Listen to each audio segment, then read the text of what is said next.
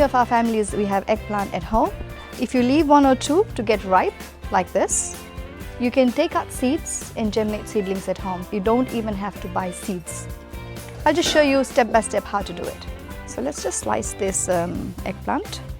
You can simply use your hand or a fork and take out the seeds and just leave it in the sun for a day, and it'll dry really nicely.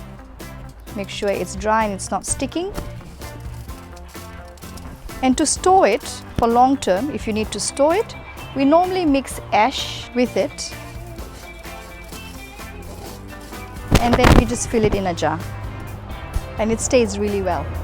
It does not get weevilled if you store it really well with ash in an airtight container. You can prepare a seed bed. Here in front of our compound, we've just dug the soil and we added some poultry manure, and we have left it for a few days. We watered it, and you can see there's earthworms now in it. Earthworms are really beneficial for the soil. They do wonders for the soil preparation. And we've left it for some time. Now all we'll do is drop some of these seeds in it. So you can actually drop it with the ash, it doesn't really matter. And we'll just cover the seeds gently. We'll add some water to it.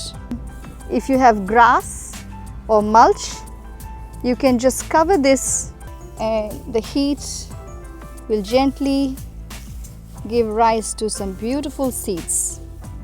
Just water it daily and let the seeds rise. From here you'll see within a week or so small seedlings, about a week and a half, 2 weeks. Just watch because different seedlings grow at different pace.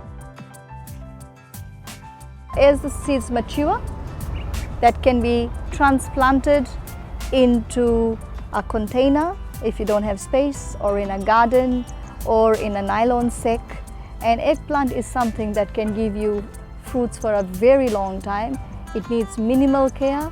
It's a very versatile vegetable that you can make a whole range of different delicious dishes.